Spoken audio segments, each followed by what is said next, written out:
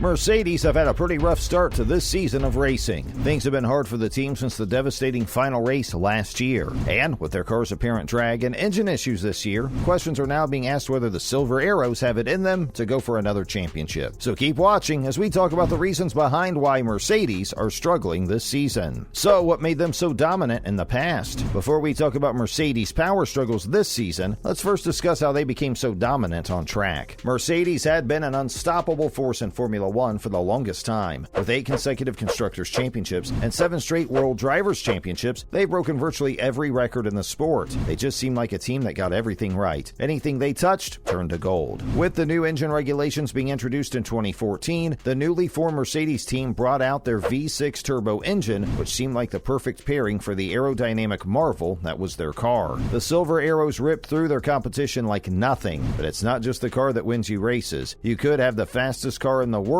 but if there's nobody that can control it, then what good would it do anyone, right? You need people that get you across the finish line if you want to win, and that's exactly what Mercedes found in Lewis Hamilton. Lewis Hamilton left McLaren to join Mercedes for the 2013 season. Initially, he was paired with his childhood rival, Nico Rosberg. Now, teammates in Formula One are known to have tension with each other. It's only natural for every guy to want to be the one to win, but the driving pair didn't get along at all. They got results for the team, but tensions between the two were bordering on dangerous, with their crash in the Spanish Grand Prix costing the team greatly. The environment was not sustainable. Fortunately, or unfortunately, Rosberg finally decided to kick the bucket in 2016 when it became clear that the team preferred Lewis and that he just couldn't compete with him. Not wanting a repeat like Rosberg, the team decided to bring in the Finnish driver, Valtteri Bottas, and more of a supportive role to their number one driver, Lewis Hamilton. Bottas settled into the role perfectly, and it had been smooth sailing for the team from that point on, winning races after races, podiums after podiums, championships after championships. They were the gold standard in Formula One. Now, let's finally get into why they've been so far behind the competition this year. Next, Mercedes struggles this season.